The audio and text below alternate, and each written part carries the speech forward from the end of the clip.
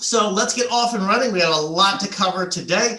This is absolutely my favorite class to teach and favorite topic to discuss, because really it is for someone that wants to build their business, that it has the quickest results and is the most effective way at really the least cost.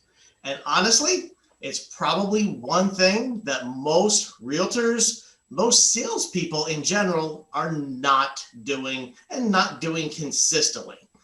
And it's that one thing that will show immediate results. We all get solicitations constantly for people that want to sell us leads of buyers or people listing or whatever. And we all know a lot of that is junk, it's overpriced.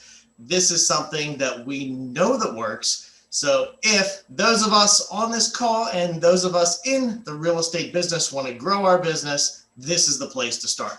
And really, it's the same for you and for I. There's no difference for you farming your database versus me as a mortgage guy farming mine. We're doing the same thing. We are legitimately calling the same people. We have the same past clients and the same prospects. And as we were getting started, somebody yelled out that they love low-hanging fruit. Me too. I love the low-hanging fruit. And as folks in real estate business, we can find that in our current database. The question is, as always, how do we get deals from that database? And basically, there's one answer to that question. We have to adopt the correct attitude. What's that right attitude? You have to realize, first off, that we're not really in the real estate business. We're in sales.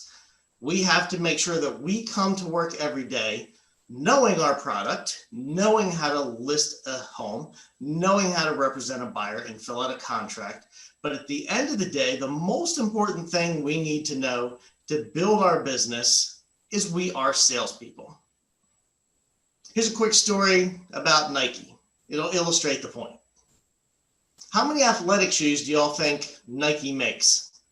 Millions, right? Millions every year. Wrong. Absolutely not. The correct answer is none. By definition, Nike is a marketing company. The Nike company doesn't really own one factory or employ one person to make athletic shoes. Other companies make shoes for Nike, and then Nike does all the marketing. They get the endorsements. They make you want to wear the shoes that they've paid somebody else to make. Top realtors get to the top by realizing that Nike, like Nike, that they're in the marketing business, not the real estate business. So today, we're going to demonstrate how to market to your database in the most effective way possible by using several steps. More specifically, we'll show you what to say, how often to say it, and what to do if you don't already have a database. Employing our marketing strategies, you can absolutely get to the top and stay there, and doing things that aren't threatening. You don't have to open the phone book. When I started in this business, it was a long time ago. A lot of real estate and mortgage people would be handed a phone book and say, here, start making some calls. Or sent to a neighborhood and say, there, go start knocking on some doors. That's not the market that we are in right now. We're going to see how to do it in today's world and to do it in a way that's comfortable. People who already know, like, and trust you. Why is this low-hanging fruit? You can realistically expect one transaction per month for every 100 people in your database. That is real numbers if you effectively work your database. So if you have 300 people in your database, you could realistically get 3 transactions per month. Think about what you get paid on one transaction. So if you have 300 people in your database, and that's a pretty good sized database, if you could expect 3 deals per month and just put a little bit of time, maybe an hour or two each day into it, would that be worth it? My database is pretty big. I've been doing this a long time.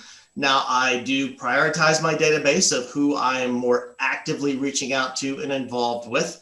So the folks that I am, that are my primaries, I have probably about 2,500 people right now in my priority database.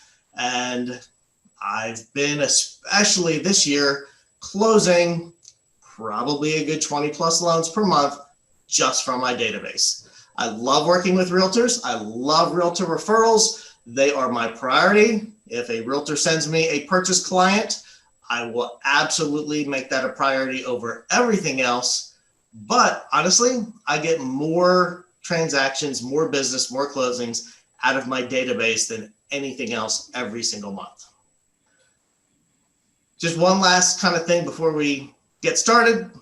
Funny line I like to say is you have to milk the cows before you try to grow the farm. So it's true.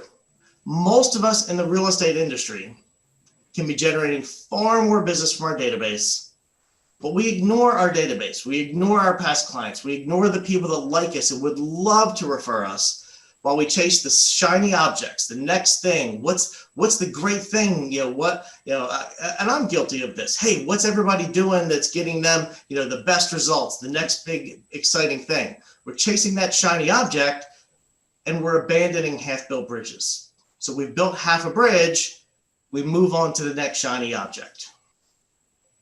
Why don't people get started? Of course, time management is important. We had a class on time blocking and time management. That was the last one.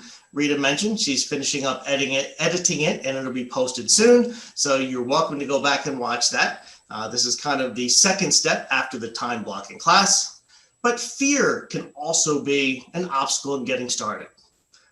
What causes fear? Well, maybe some fear of the unknown. It's just not something that you're comfortable with. We call that call reluctance. So today we'll cover some of those concerns you may have, how to overcome them, and most importantly, what to say and do.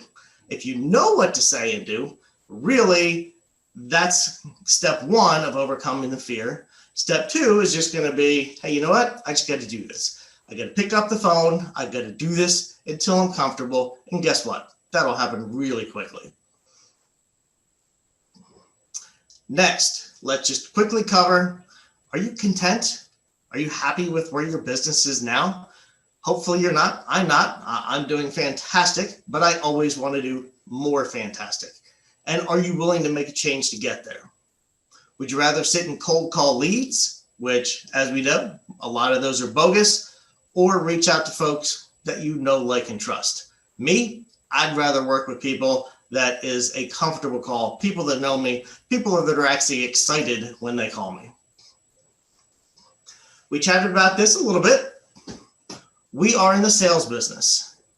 Even more so, we're probably more in the marketing to our database business. If we don't stay in contact with people, they forget about us. How many of us have a lot going on in our lives right now? How often do you think about the person that sold you your car in this crazy world? You probably don't.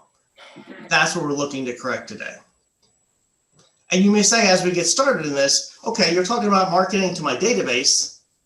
Kevin, I'm just getting started here.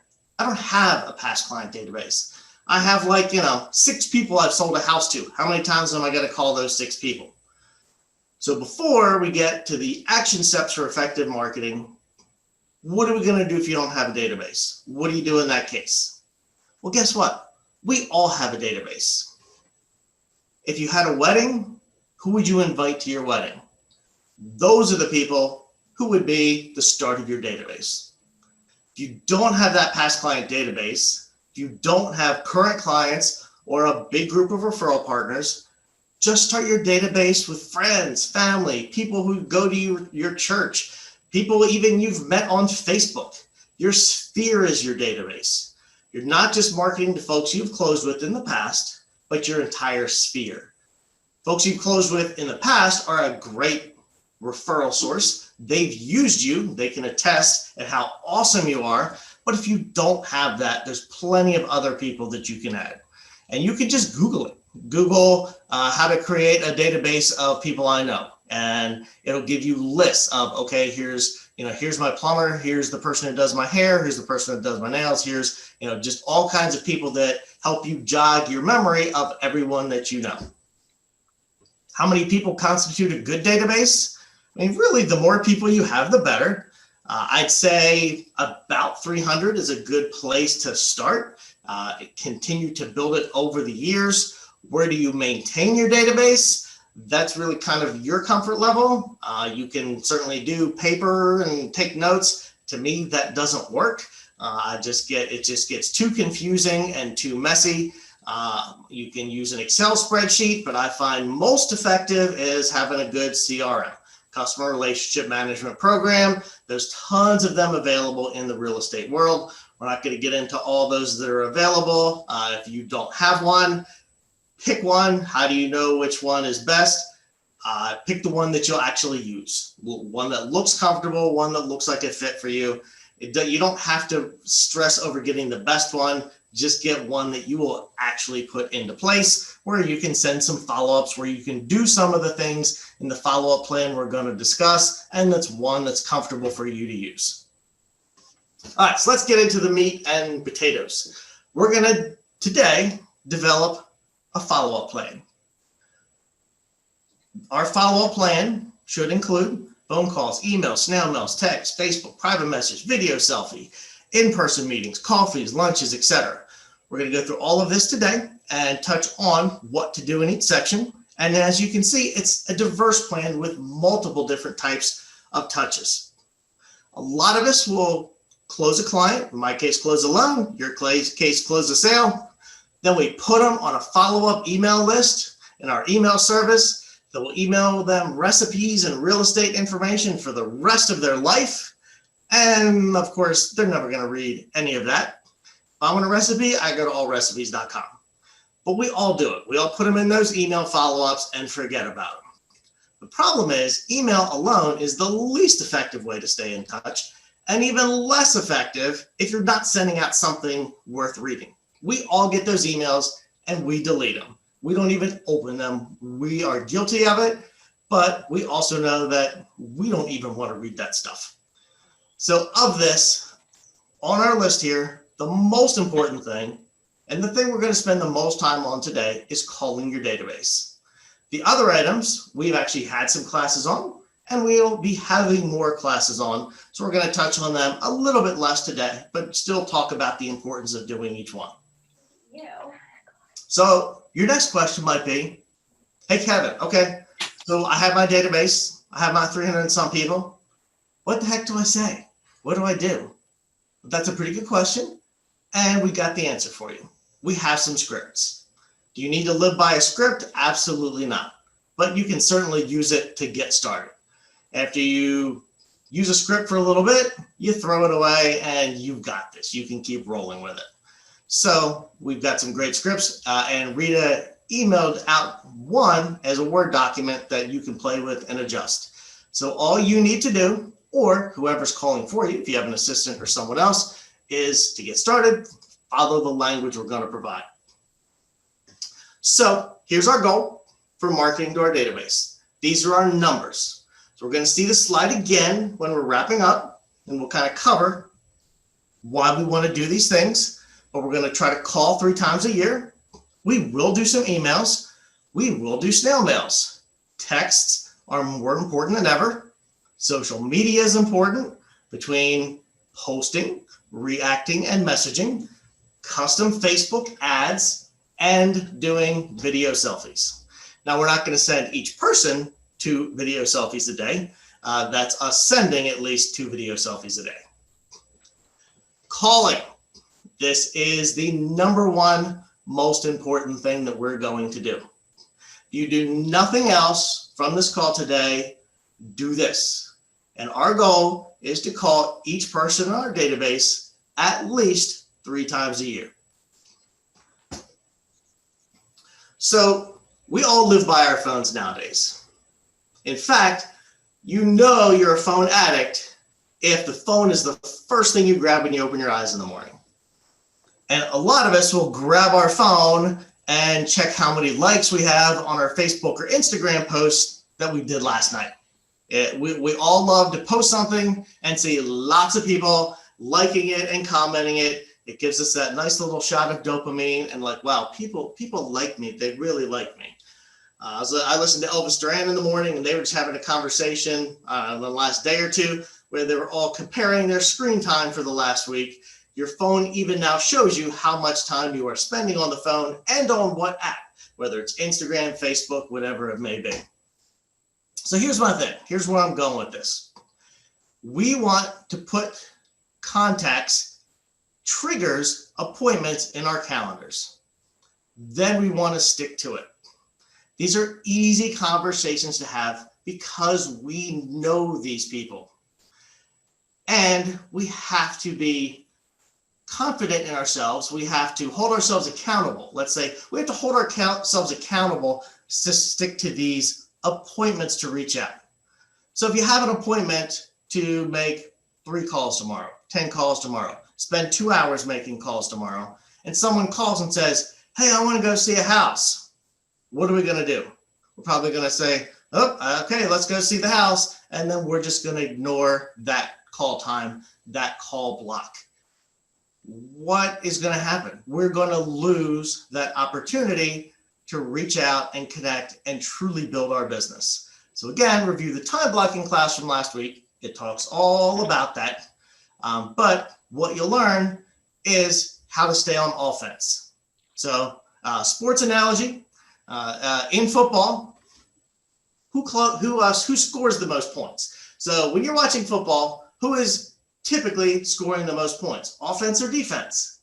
Okay, that's a stupid question. But anyway, it's the offense, obviously.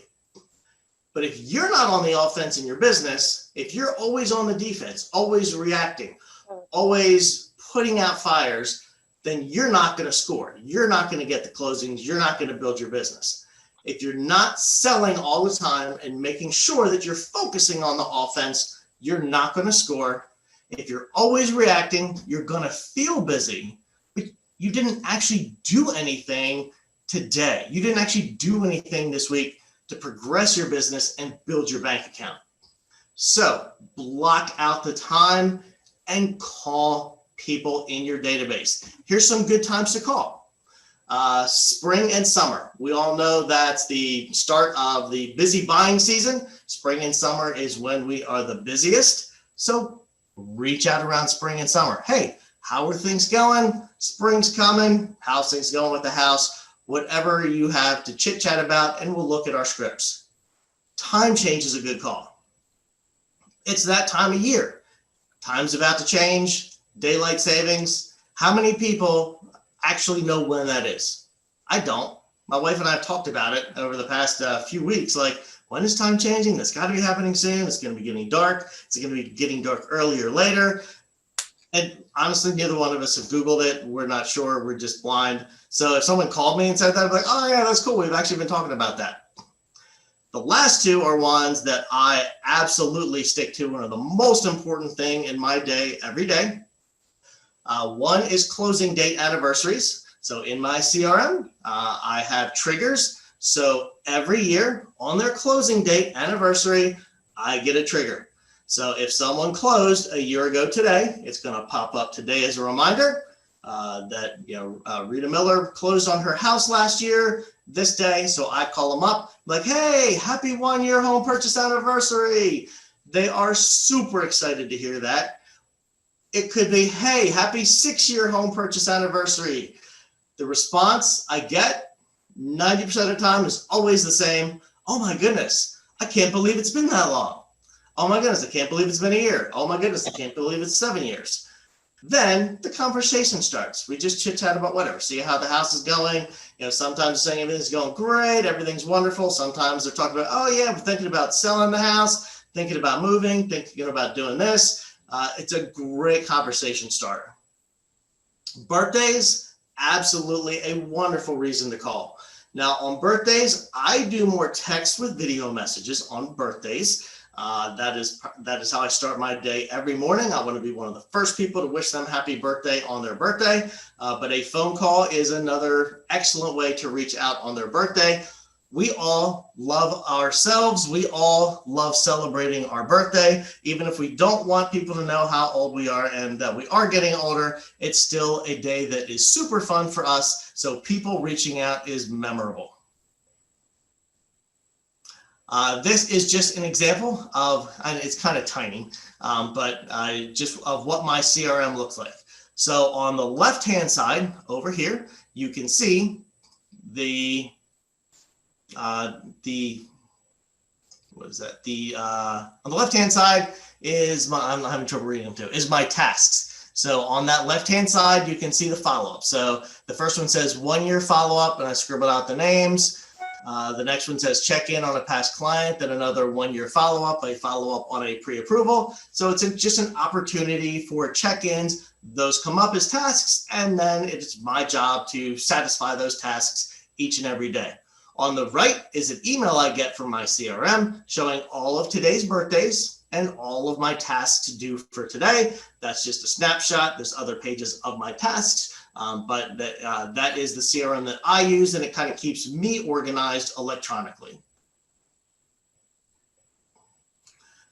Next, don't wait for the phone. If we all sit and wait for the phone, it's not going to ring. People are going to forget about us. This is all about going on the offense. We are not the defense here. Growing our business is the offense. Dealing with the day-to-day, putting out fires, going into home inspections, dealing with pickers, that's the defense, and that's great. When you're on the field, you need a good defense.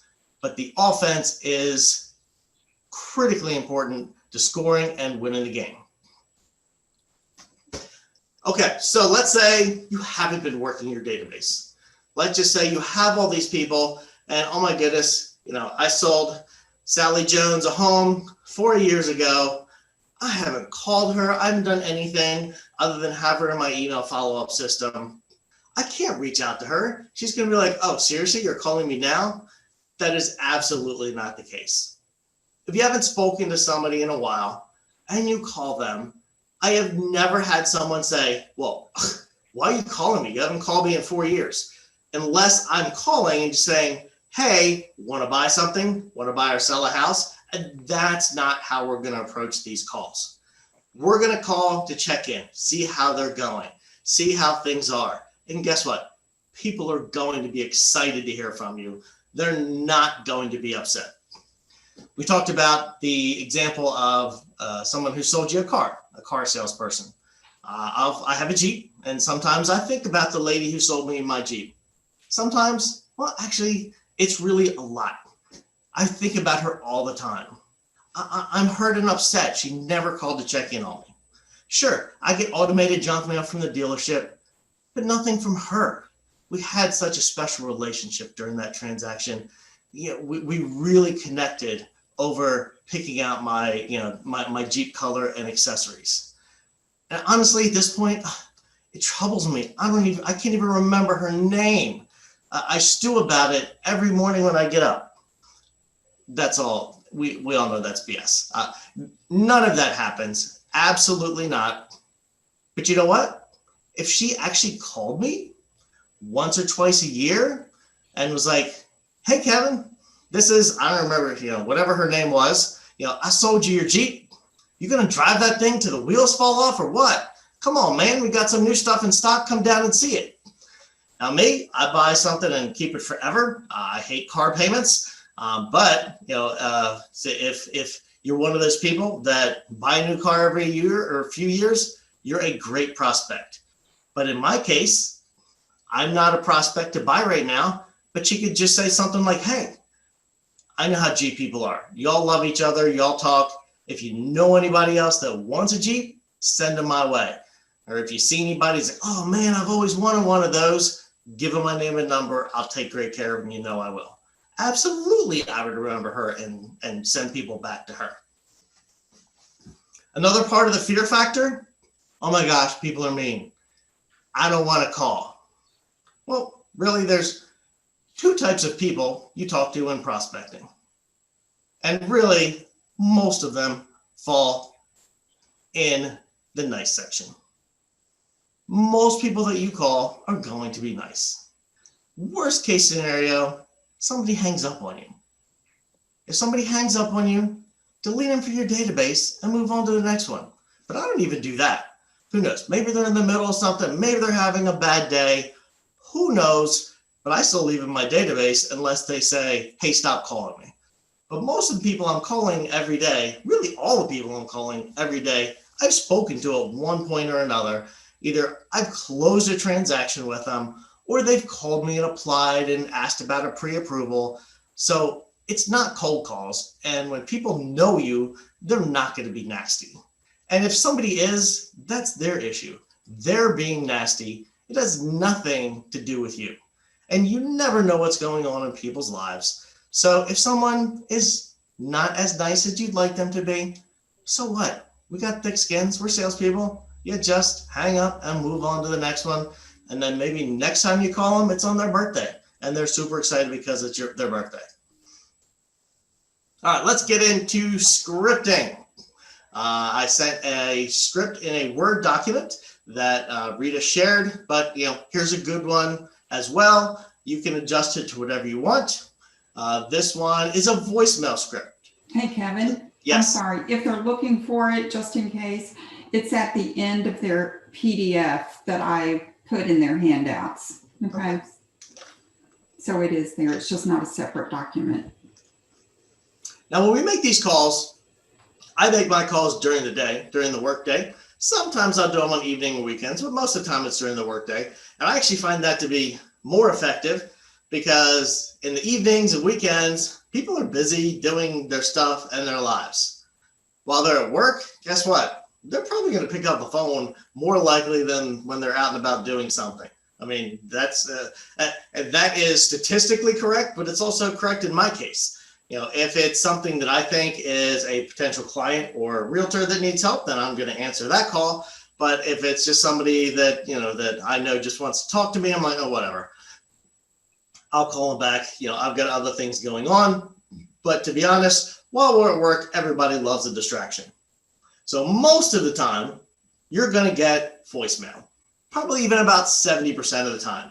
So keep in mind as you go through this, you don't have to be scared of talking to people except maybe 30% of the time. So here's a quick script for voicemails. Hey, this is Bob Realtor from ABC Realty. I helped you with buying your home in the past. Just want to give you a quick thanks for letting me help you out. If you ever have any real estate or mortgage questions or would like a report on home prices in your neighborhood, just give me a buzz. By the way, I was just looking at some home values in your area and I think you'll be pleased with what I have to show you. Best number to reach me is 757-645-8996, whatever your number is. Hope all is well. Hope to talk to you soon. Oh, also, if you have any friends or family members that could use some honest help, just give me a call about too. I'd be honored to help you out. I'll talk to you when you call back. Thanks. Bye-bye. And I usually leave my name and phone number twice at the beginning and at the end. Hey, this is Kevin Onizuk, your mortgage guy, 757-645-8996. I'll say my little thing and say, hey, talk to you when you call back. Thanks again. This is Kevin, 757-645-8996. And I don't say it super fast. I give them time to write it down, but I always say it twice just to make sure that they have time to catch my phone number so they can call me back. Then maybe you'll get a live answer every now and then and just say something similar. Hey, this is Kevin from ABC Real Estate. I helped you with selling your home in the past. Just want to give you a quick thanks for letting me help you out. How y'all doing? How's the house? How are things going? That's really all I say in my script. I usually just kind of stop there. Then we just chit chat, talk about how the house is going. If you ever have any real estate or mortgage questions, please give me a shout. If you want to grab a pen, I'll give you my number, or I can just text you my updated contact. So texting a contact, if you fill out all your contact information, shoot them the text, they can just download it. That's even more effective these days, but give them my phone number. Hey, hope all is well. Hope to talk to you soon. Just before we go, who do you know friends or family members that are looking to buy or sell real estate in the near future and could use some honest help, or just however you want to phrase that. Can I count on you to give me a call when you find someone? I'd be honored to help out. So I like saying, who do you know, versus, hey, when you run into somebody that's looking for that. When you say, hey, if you know anybody looking, friends or family members looking to buy or sell real estate, have them give me a shout. That kind of gets their mind going a little bit, and maybe they'll remember. But when you say, who do you know, that gets them thinking, who do I know that might be doing that right now? And if you can get a referral now, I certainly would rather have that than hoping they remember me later. And when you say, who do you know, it triggers an action. We've probably all heard of the law of reciprocity. So when you've helped someone, they want to help you back. When you ask the question this way, it gives them a task, and they're going to work to complete the task. Who do you know? So instead of saying, hey, you know anybody? Ask, who do you know? And you're probably going to get some better responses and better referrals. Little tweaks like that can make a big difference in the effectiveness of your calls. The most important thing in your calls is to make them. Making the calls and talking to someone is way more important than what you say. And you don't need to follow a script. You're talking to people you know. This is just to help you get started and give you a basic guideline of some things to say, so you can adjust this to whatever fits you the best. But the most important thing is to make the call, and people aren't going to criticize you if you call them and say something a little off, because you're just calling to have a conversation with people you know and who already know, like, and trust you. Okay, so I have a lot of people in my database. What do you do if you have a ton and don't have as much time to call? There are some tech options that can help you out. Phone burner is one. So if you have a bunch of people in your database, you can sign up for phone burner. Just Google phone burner. What phone burner does, it helps you be faster and more effective in your calls. The best feature is you can pre-record your voicemail messages. So if you're making calls and you're effective at just dialing and dialing and dialing, when you get a voicemail, you just click the button on phone burner and you move to the next call. You pre-record your voicemail messages and it leaves the voicemail for you, and it sounds as if you're doing live. So we just saw in some of the statistics that about 70% of the people aren't going to answer. You're going to get your voicemail. So if you just click boom, send the voicemail, then you're done. You're on to the next call. So if you're busy and have a big database and don't have as much time to call, it's going to save you a ton of time. And there's some other options as well. We see on here slide dial and slide broadcast.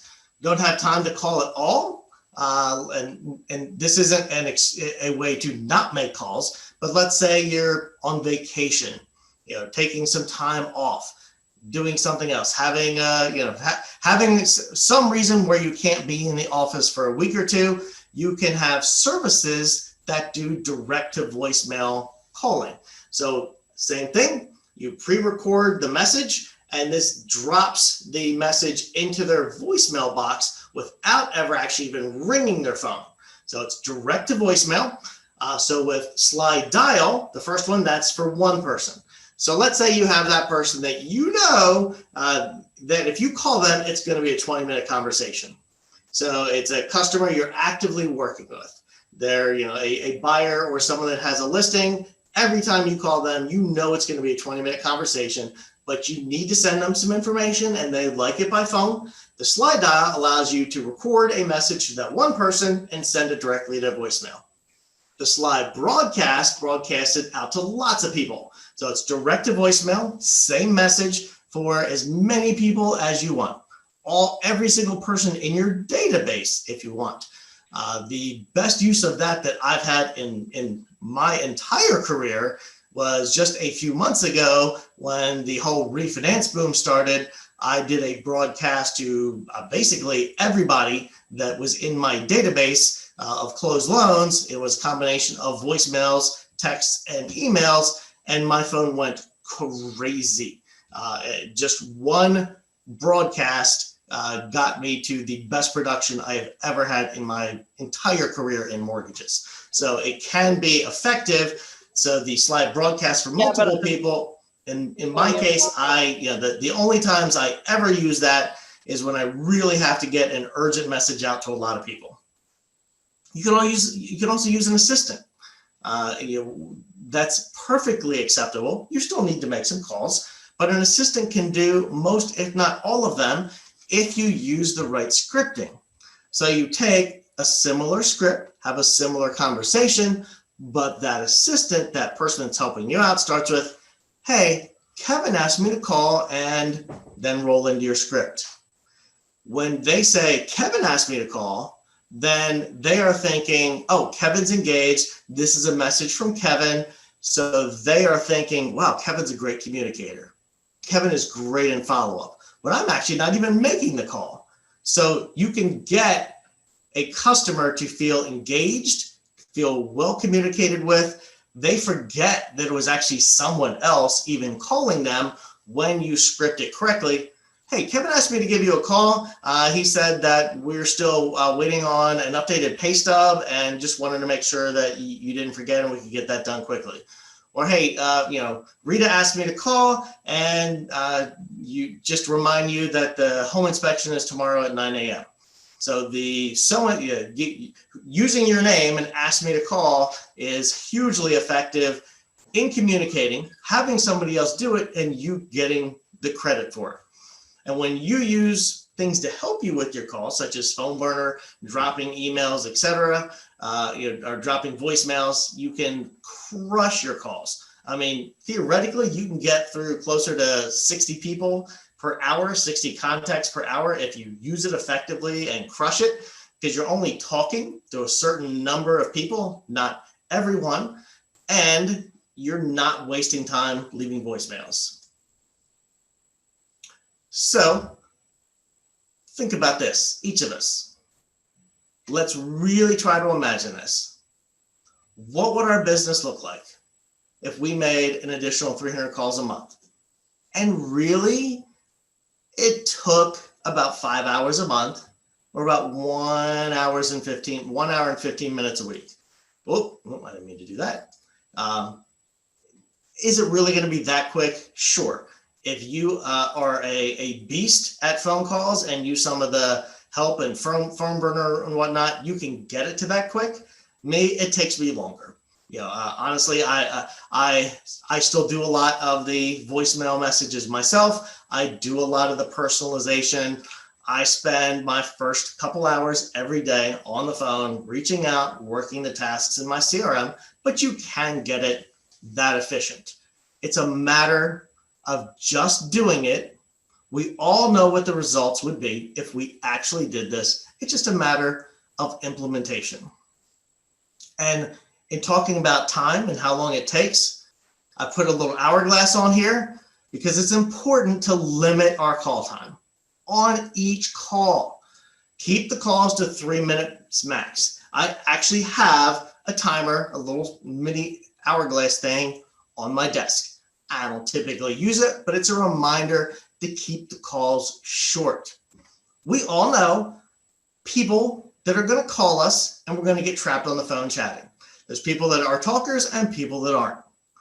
And you can't make as many calls if you're on the phone with a half an hour to one person just catching up and shooting the stuff. So set your timer and no more than 3 minutes per call. But more importantly, your 3 minutes per call limit is going to get more people to answer your call. If your calls are going to be 30 minutes, if you're the chatty person, guess what? They're not going to answer it. If they're in the middle of doing something, you're like, ugh, Kevin's calling. That dude won't shut up. He's a great guy, but I'm going to hear all about his family and friends and what he had for dinner yesterday and what he's dressing up for Halloween. So, I'm just going to send it to voicemail. People are busy. But if they know every time you call, you get on, you get to the point, you ask for your business, then get off the call, you're more likely to have a better rate of call answers. The The first time you call, they're gonna be like, hey, why is John calling? Well, when you start your chit chat and conversation, like, oh yeah, John just called to check in. That was really awesome. So when you call again next time, they're probably going to answer. Talking again, just real quick before we go on to the next, about effectiveness of being on the offense and growing your business. Just a quick business coach tactic that I love to build on the time blocking class. Buy a stopwatch, put it around your neck. Every time you're doing money-making activities, start the stopwatch. And then when you stop doing money-making activities, stop your stopwatch. Do that all day. Do it for a week and be honest with yourself. What would your day look like? How much time are you really spending growing and developing your business? And the more time you can build on that stopwatch each day and each week, what would your business look like? Okay, so calling, critically important, the most important. So we spent the most amount of time there. We're going to go through the other ways to keep in touch with your database. These are all important and all part of the total package, but calling is what we really wanted to hit home, and it's your most effective thing to do. Email. We all love email. It's easy to do, and it's easy to set them up on an email tickler system. When you're sending email, don't send the same stuff all the time. It gets boring. Don't send real estate information all the time. We are more than real estate and mortgage people. There's more to us. Let's talk about who we are. Let's send them information that's helpful. Maybe that's interesting for them. And with our emails, we can do video marketing.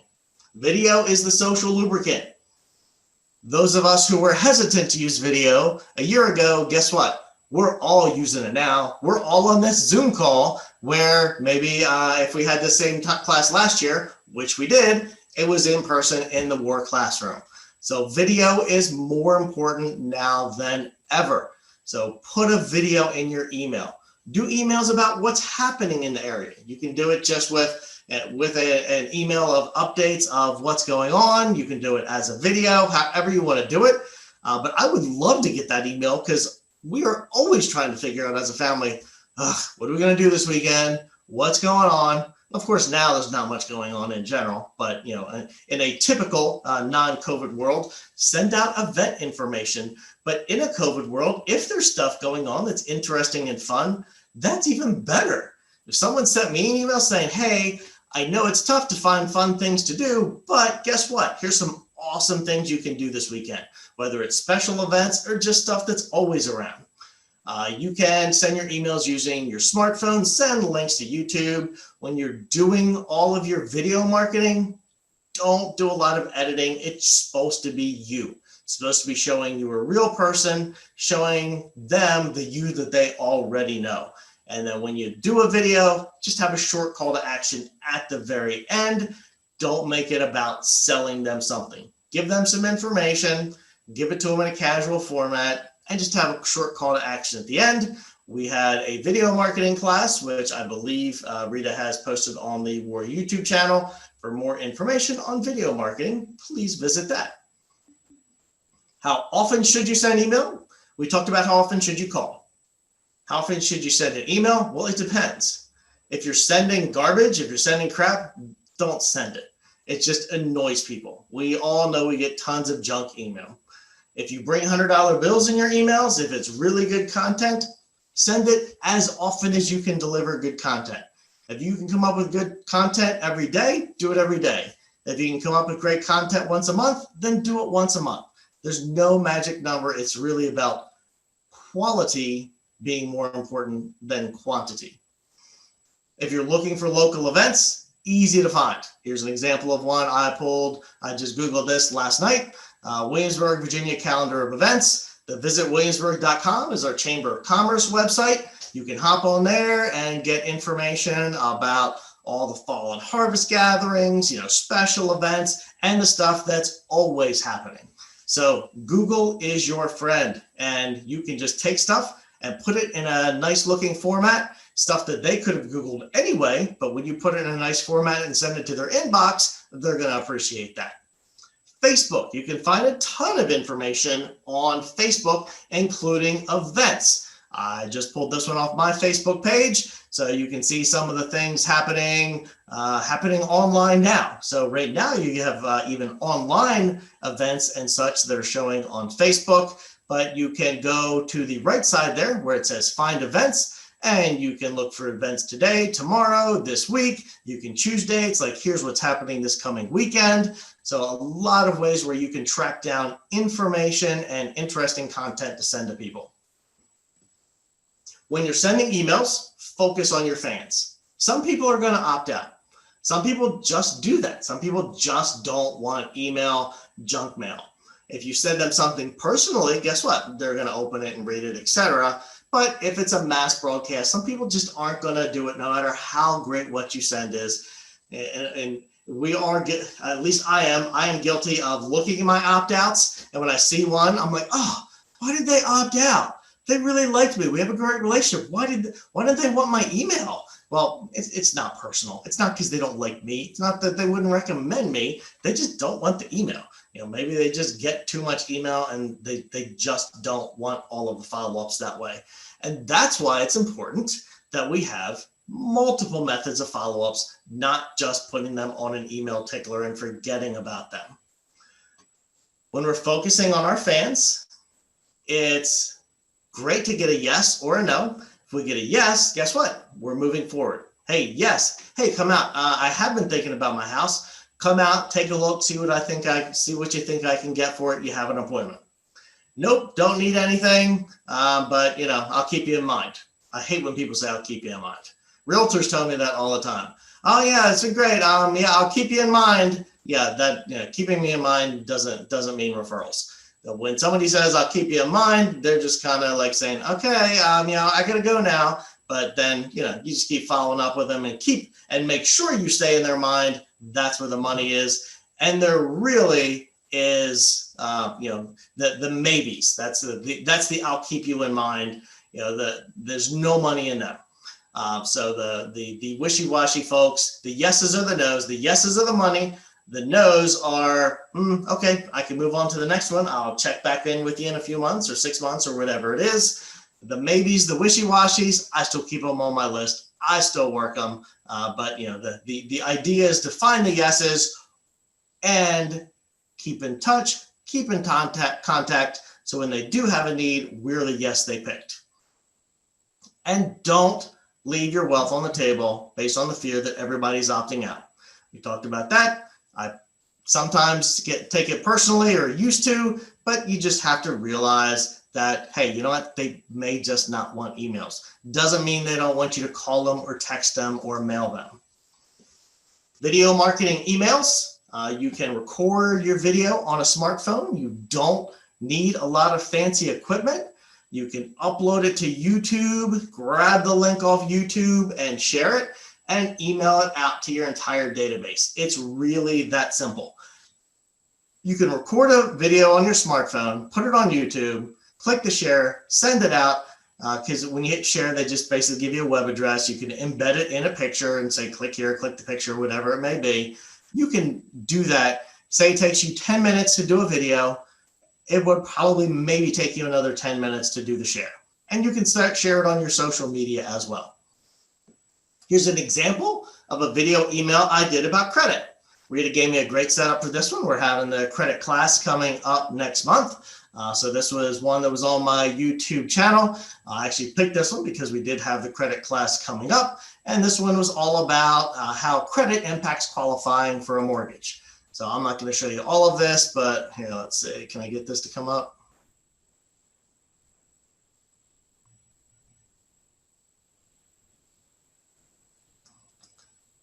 So let's see. All right, this is taking a while.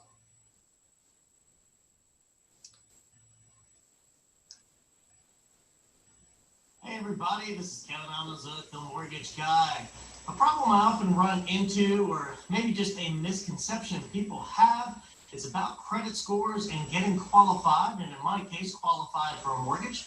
Folks will call me all the time saying, hey, what's your minimum credit score? So anyway, that's an example of just a quick video. I just did it sitting at my desk, didn't take me any time at all. I put it on social media, I sent it out as an email, and it's on my YouTube channel forever and ever. If you want to see the whole video, feel free to hop onto my YouTube channel. Just Google YouTube Kevin Onizuk. All right, so with your videos, keep it simple. As we said, one quick shot. Don't worry about editing. Don't put like background music and all kinds of crazy stuff.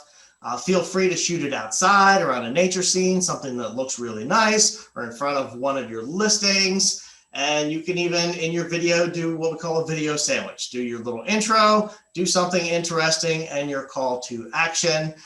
I personally don't look at my videos. I record it and I use it because I am self-critical, and if I look at it, I'm going to sit and think, ugh, I sound weird, I said something stupid, I look fat. Nobody else is going to be thinking that. We're our own worst critics, so just do it, use it, and move on to the next thing. But most importantly, you have all of this in the Going Viral with Video Marketing. This talks about using video marketing for a quick check-in, for sending a broadcast, but also in ways to go viral. Putting out some content that people are like, oh, wow, that's really awesome. They're going to share it. You're going to get lots of likes and interest, etc. So that's on the WAR website and on my YouTube channel, the WAR YouTube channel, and mine too. So we're not going to go into that any further. We're going to move on to snail mail. Snail mail is important. It's important to send snail mail, but it's important to send snail mail that people are going to open. So we all like newsletters. We all love to send them anyway. Do we like reading them? Probably not. Just like email, we can send snail mail that people aren't going to be interested in either. Am I guilty of this? Sure. I sign folks up for the TPMCO.com, the professional marketing company.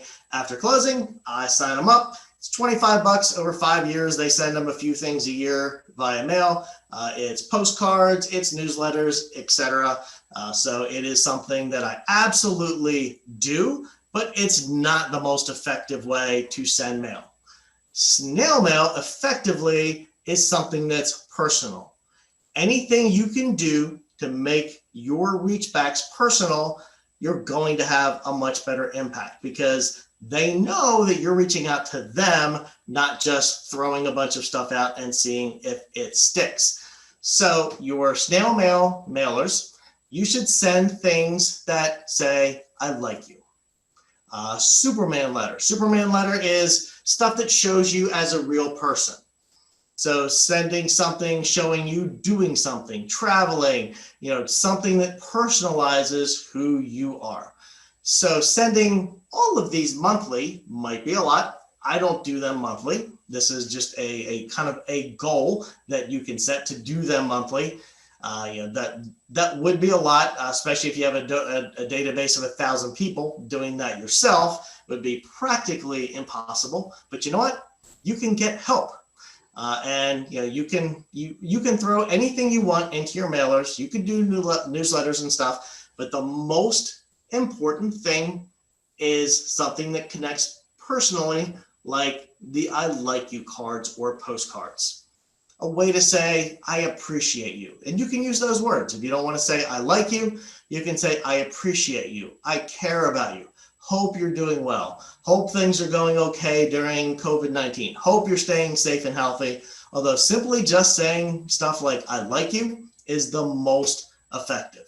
You can throw anything else into the mix, like your newsletters and recipe cards and all that stuff, but a personalized note stating that, hey, I'm thinking about you. I like you. It was great working with you is the most important.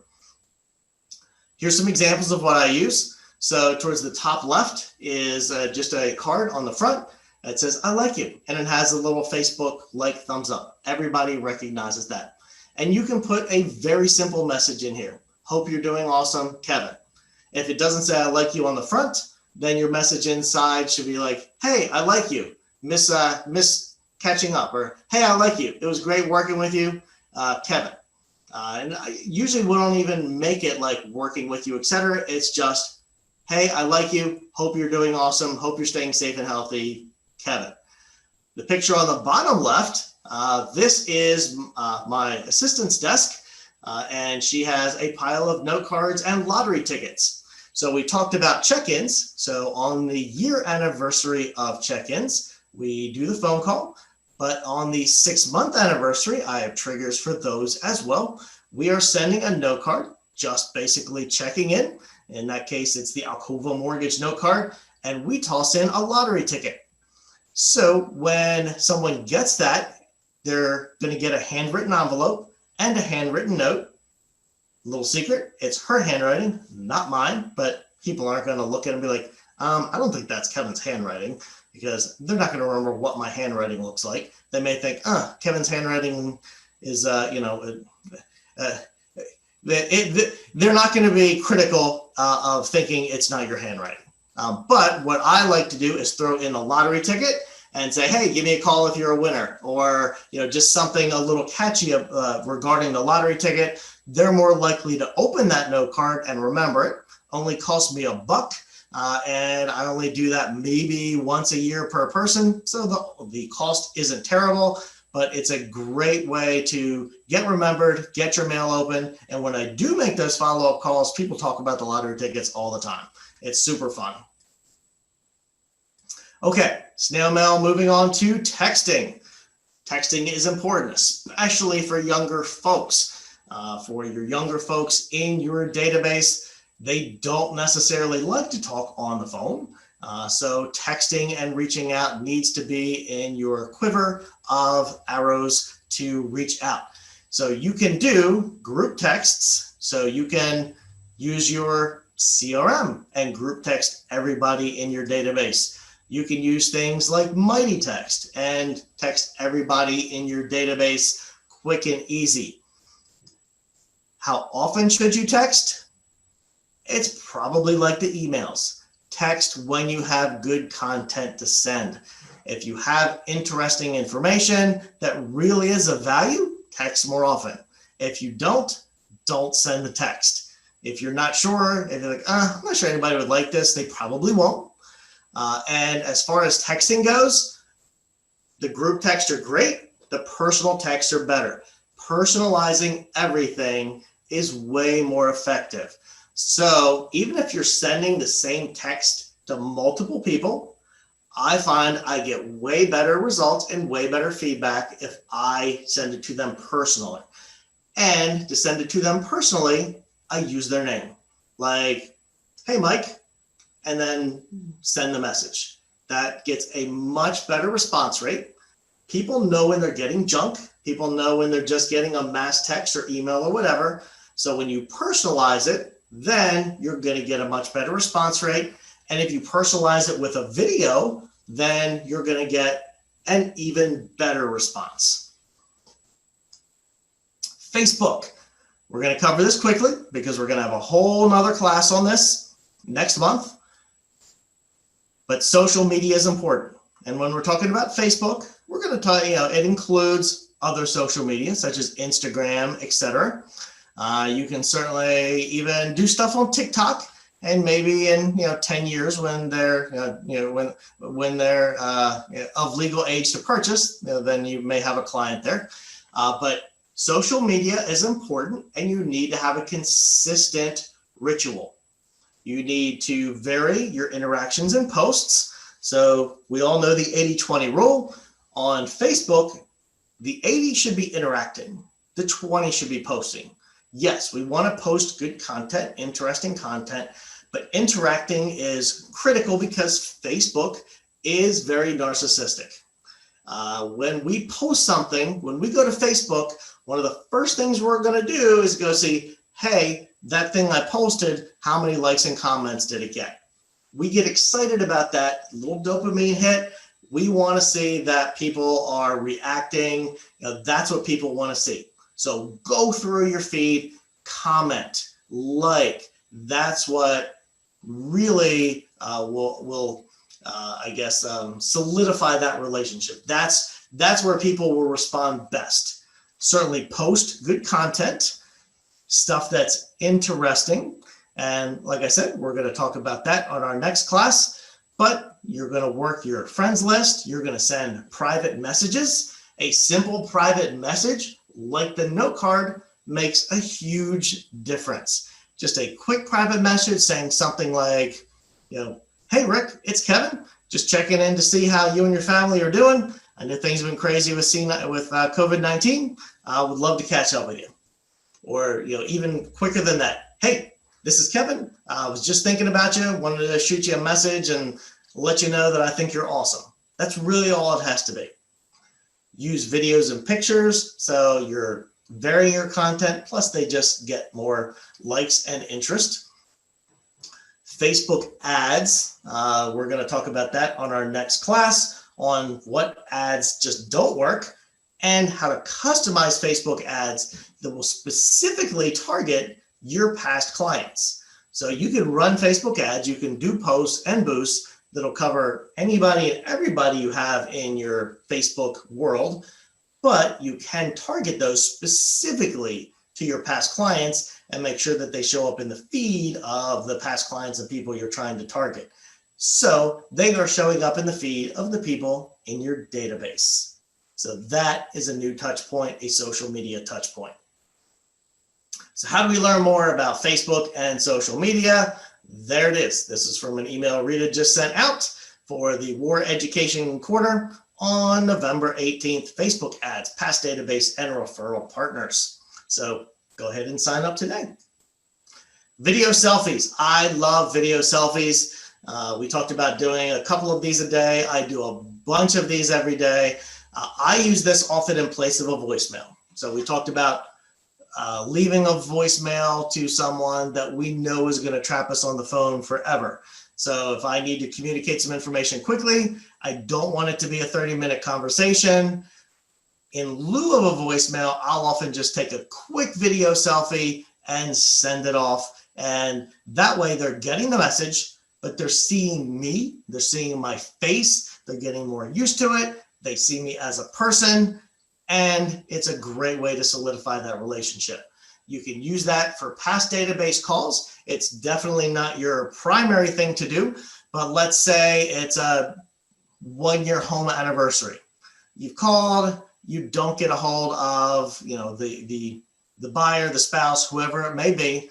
I will leave a quick voicemail, but I love following up with the video message, the video selfie. I also do this for birthdays. The first thing I do every morning is check my birthday list and send out video selfies. So here's a couple examples I shot from my phone. On the left is just a screenshot of one of the videos that I did. And on the right is a screenshot of a text that I sent. It's got the video and it says, "Happy birthday, Gwendolyn." So I simply hold up my phone, hit record and say, "Hey, Gwendolyn, this is Kevin Onizuk, your mortgage guy, reaching out today simply to say happy birthday. Saw today was your special day. Just want to give you a quick shout out with some greetings and best wishes. Hope you're staying safe and healthy. Hope you have a great day today and a very happy birthday." So that's kind of my traditional message. If it's somebody that I know well and have fun with, consider a friend, maybe I'll sing happy birthday and joke that my singing is terrible. You customize it to yourself and you customize it to that person. You make it personal. Then I send a little happy birthday greeting text and I send it with the balloon effect. People eat that up and they know that you're actually reaching out to them. It's their day, it's personal, and it shows that you actually care. Then guess what? They're going to care about you and they're going to want to help you build your business, getting back to that law of reciprocity. So we talked about this early on, marketing to your database. Everything we covered today, none of that is stuff you haven't heard before. None of it is stuff that you wouldn't know how to do. It's just a matter of implementing it and knowing that it is the easiest thing to do to build your business.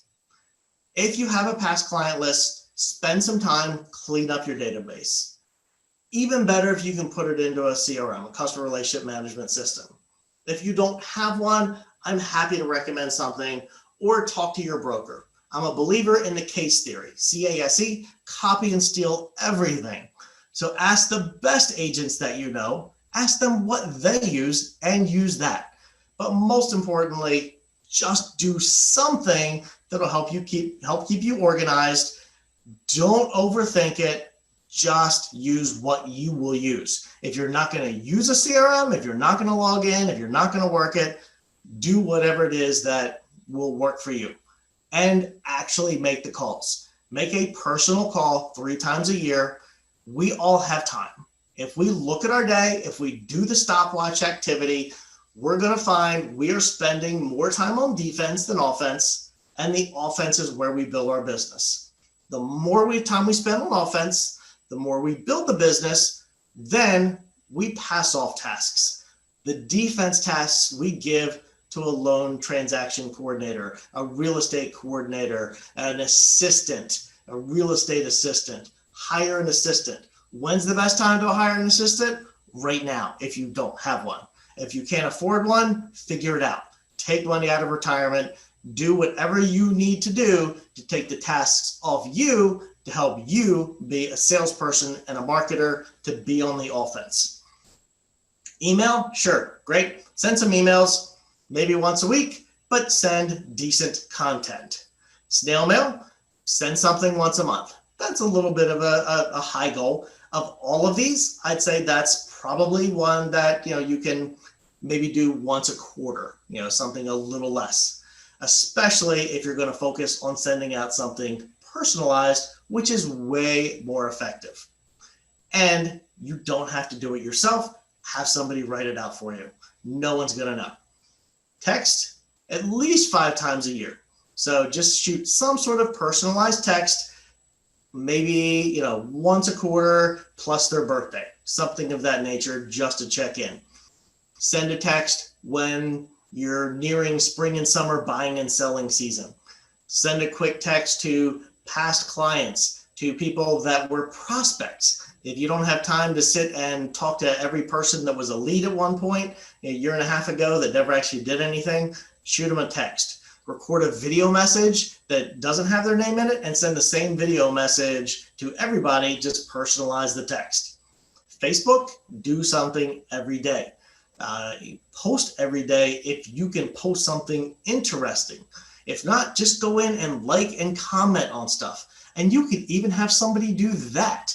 When you have your assistant, when you have your support staff, give them your Facebook information and they can go in and like and comment and do that on your behalf. No one's going to know the difference. Create custom Facebook ads that target your database, that hits them when they go in to Facebook or Instagram, and send out your video selfies, at least 2 a day. Don't overthink it. Just record it, record something fun, and send it.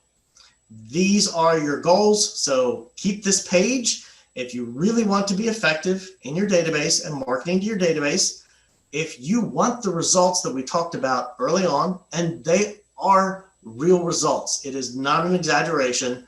It is the most effective place where you can develop business because you're talking to people that know, like, and trust you. You took great care of them. They want to take great care of you as well, especially if you ask.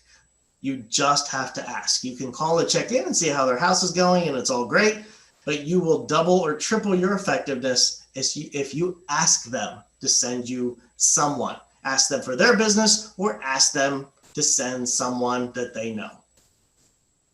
So that's all that I have today.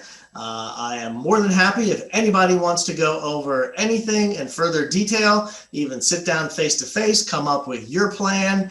I am a huge believer in marketing to your past database, working your past database, and more than anything, it's just something I like to do. These are people I worked with. These are people I got to know. I want to keep in touch with them, and they're always excited to hear from me, or at least they pretend to be, but so that makes me happy. So I am happy to provide any real estate business marketing coaching with as far as it comes to Facebook ads, marketing, business developing. But for today, database is where it's at. It's the number one thing that you can do. It's the thing that I'm most passionate about, and I am more than happy to help. Just give me a shout, shoot me a text, give me a call, shoot me an email, whatever works best for you. Rita, that's all I have. Any questions, any comments anybody have? I'm happy to hang out as long as anybody wants. Everybody has all the slides and it'll be posted if anybody wants to go back through it. But I can answer any questions anybody has at this point. I had a question. First of all, thank you, Kevin, for this wonderful presentation. When you were talking about snail mail, you were talking about a Superman letter versus an I'm a real person letter. What again is a Superman letter? Superman is the I'm a real person letter. So there was the I like you. So the Superman is more like, hey, here's about me. So, here's what my family and I did. We all get those letters at Christmas. So we all get the Christmas cards, which are like, oh, okay, cute, and we stick them up. But then when we get the letter from friends and family that show, hey, here's what we did this year, or, here's some pictures from our vacation. Here's what the kids look like. Those are the ones that we actually take time to read and learn about that person. And it's not weird coming from your realtor. You are a real person. You worked with them for, for months, if not years in some cases. You got to know them. They probably have heard about your family. They've heard about your kids or whatever it is you have going on in your life. So sending those letters of, hey, here's who I am. Here's what I've been up to. And it's not a salesy letter, but guess what? When they get that, they're going to remember, oh, that's my realtor, James. So it's really just being about you, and just think of the Christmas letter. Okay, and you were saying there's really no criteria other than, ease of use for getting a CRM. Just pick one, see if it works for you. Yeah. I use one called Surefire from Top of Mind. I've used one called Total Expert. I switched involuntarily, but it's really just. I'm in marketing groups and such, and everybody goes back and forth about, here's the benefits of this one's better for this one's better for that. They all have their pluses and minuses.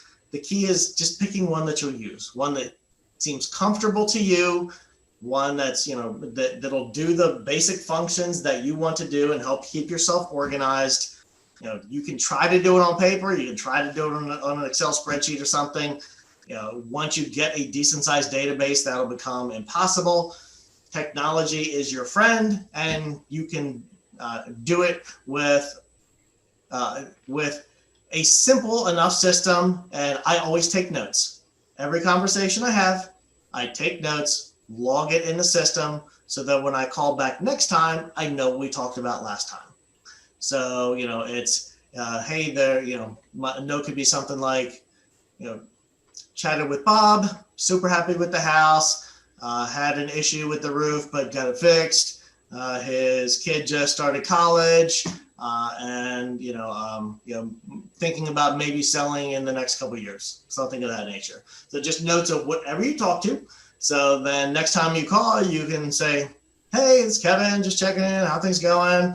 And how's Sandy doing at JMU, or whatever it is, just to personalize it, because if you have 2,000 people in your database, you're not going to remember all of that. But if you put it in the notes, that saves it there for you, and it's all yours. And it also organizes things so that you can set up the triggers to remind yourself at the 1 year, or at twice a year, or however you want to set up your triggers. It can trigger the birthdays. You don't know their birthdays? Ask them when you're getting started.